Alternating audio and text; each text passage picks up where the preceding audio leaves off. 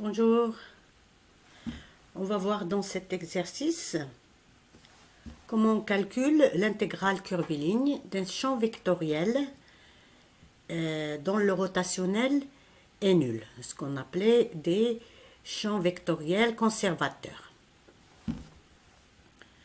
Donc là, on considère la fonction celle-là, f de xy. On vous demande de calculer son rotationnel.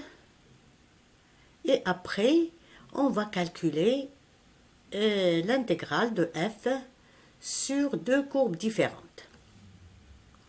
Bon, la première, ici, C1, hein, je vais à C1, et là, c'est C2. C1, c'est l'ensemble des xy définis comme ceci. Et puis, le C2, ici, ça va être défini comme ceci. Bien. Alors, commençons par le calcul du rotationnel. Donc, on a f qui est égal à pq, avec p égal à ceci, et q égale à la deuxième coordonnée. Il n'y a pas de dy ici. Hein, c'est x sur x carré plus y carré. Donc, on va calculer le rotationnel. Le rotationnel de f dans R2, c'est le vecteur, selon K, de coordonnées dq sur dx moins dp sur dy. Donc, on va calculer la dérivée partielle de celle-là par rapport à y et la dérivée partielle de celle-là par rapport à x. Donc, dq sur dx, qu'est-ce qu'on a? C'est x sur x carré plus y carré. Donc, c'est f sur g. Ici, le y, il est considéré comme une constante. Hein, c'est comme si on a x sur x carré plus alpha.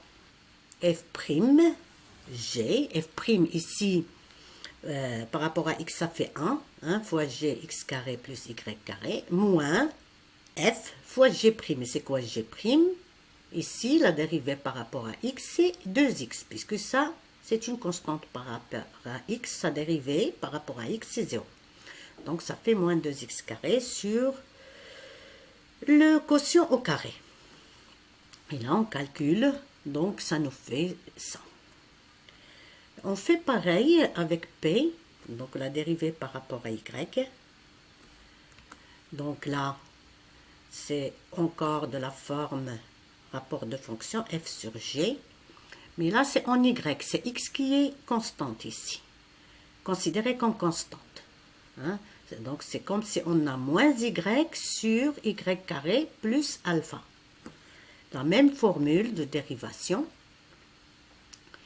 Donc, si on peut laisser le moins tout seul, donc ça nous fera ça. La dérivée par rapport à y, c'est 1 fois ceci. Donc, ça fait x carré plus y carré, puisque la dérivée de y, c'est 1. Moins f, qui est y, fois la dérivée de ça par rapport à y, qui est 2y, puisque ça, c'est une constante par rapport à y. Donc, ça fait ceci. Et alors, donc, ça nous donne la même chose qu'ici. Donc, le rotationnel de f, qui est la différence, est égal à 0. Ça veut dire que f est conservateur. Bon, si on revient à la définition de l'intégrale indépendante du chemin. Une intégrale indépendante du chemin, si pour toute courbe C dans D, l'intégrale CF de R est indépendante du chemin entre les extrémités de C. Et c'est quoi la condition pour que ça soit vrai ici? Condition nécessaire et suffisante, c'est que F dérive d'un potentiel, c'est-à-dire f est le grade d'un certain potentiel. Et dans ce cas-là, le calcul de l'intégrale curviligne selon n'importe quelle courbe C dans D est très simple à trouver. C'est phi de la dernière extrémité moins phi de la première extrémité. Et ceci est équivalent encore à dire que pour toute courbe fermée, l'intégrale sur C est égale à 0. Hein, l'intégrale de f sur toute courbe fermée est nulle. Donc, ce qui facilite beaucoup le travail, le calcul de telles intégrales. Mais quelle est la relation avec rotationnel de f égale 0? il y a l'équivalence seulement si on a la condition f de classe C1 sur D qui est simplement connexe. On revient à l'exercice. Donc, on a trouvé que le rotationnel de f égale 0.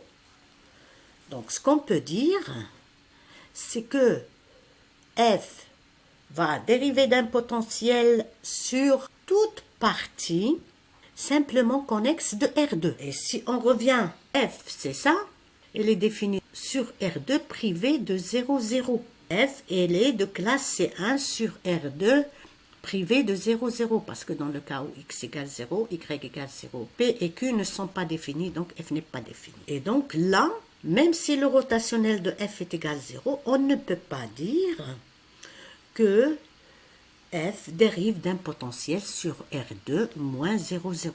Hein? Déjà, R2 moins 0, 0 n'est pas simplement connexe, mais on peut dire qu'il dérive d'un potentiel sur toute partie de R2 moins 0, 0. Revenons à l'exercice. Donc maintenant, pour le premier cas, j'ai dit le C1, c'était l'ensemble de x, y, z tel que x moins 2 au carré plus y carré égale 1 et z égale 0, c'est-à-dire on est dans le plan OXY.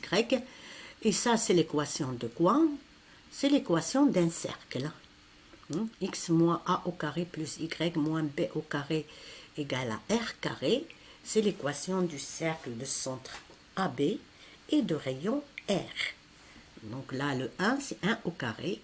Donc ça, c'est le cercle de centre 2, 0.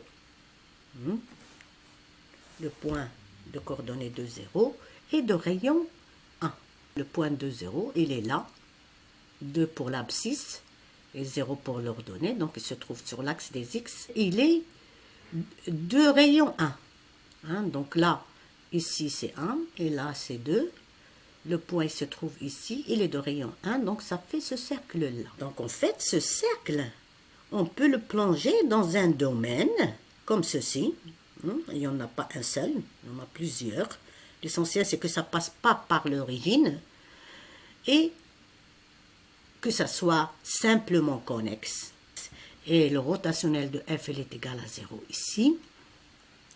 Et f, elle est de classe C1 sur D, puisque tous les points ici vérifient x différent de 0, y différent de 0. Donc ici, on peut dire que l'intégrale f dr est indépendante du chemin, ce qui est équivalent à dire que l'intégrale de f sur toute courbe fermée est égale à 0. Et ça, c'est une courbe fermée. Et donc, l'intégrale de f dr sur C1 est égale à 0. Maintenant, pour le deuxième, C2, ça c'est C2. C'est x carré plus y carré égale à 1. Donc, c'est le cercle de centre 0, 0 et de rayon 1. C2, de centre 0, 0. Et là, donc n'importe quel domaine qu'on va prendre qui contient le C2, il va contenir le 0, 0. Donc, on ne pourra pas trouver de domaine simplement connexe qui contient le C2. Et alors, dans ce cas-là, on ne peut pas conclure que f dérive d'un potentiel, ou bien encore que l'intégrale de f de r est indépendante du chemin sur un D. Il n'y a pas de D qui vérifie cette condition comme pour le premier, parce qu'il y a le problème de 0, 0 ici. F n'est pas défini en 0, 0. On ne peut trouver aucun domaine simplement connexe qui contient C2. Bien. Alors, dans ce cas-là, qu'est-ce qu'on fait? Dans ce cas-là, on est coincé, on ne peut pas utiliser la même méthode que dans la première, que dans le B. Et dans ce cas, on passe par la définition. Bien, alors, donc pour passer à la définition, on a besoin d'une paramétrisation de C2. C'est un cercle, on connaît la paramétrisation. X égale à cos t, y égale à sin t, t compris entre moins pi et pi. C'est une paramétrisation de C2. une autre paramétrisation, c'est de prendre t de 0 à 2pi, hein, qu'on prenne un tour, c'est-à-dire de 0 à 2pi, de moins pi à pi, de pi à 3pi. L'essentiel, c'est que un segment de longueur 2pi. Donc ici, on prend t compris entre moins pi et pi. Alors, on calcule dx, on calcule dy, et puis on va remplacer dans l'intégrale curviligne. Donc dx, c'est ça, la dérivée de ça fois dt, c'est moins sinus t dt, et dy, dérivée de sinus qui est cosinus, et fois dt. Et alors, f c'est quoi? F, c'est pq, hein? Donc P c'est ça et Q c'est ça, on remplace par la valeur en T, et là x carré plus y carré c'est cos carré plus sin carré qui est 1, là aussi, et le x c'est cos, et puis on va remplacer dans l'intégrale curviligne, donc l'intégrale P dx plus Q dy, on va remplacer chacune par sa valeur en T. Voilà, P dx, moins sinus T dt, là on a mis dt en facteur, et puis Q, voilà Q, on va cos t sur 1 fois dy, c'est là, cos t dt, on met dt en facteur. Donc ça nous fait ceci. On calcule, donc qu'est-ce que ça nous fait ici? Sin carré, et là, cos carré. Donc ça nous fait 1 dt égale à 2pi. Voilà. Et donc, vous voyez ici, même si C2 est un cercle, et donc une courbe fermée, et qu'on a le rotationnel de f est égal à 0, on n'a pas l'intégrale de f sur C2 égale 0. Ici, on a trouvé égal à 2pi.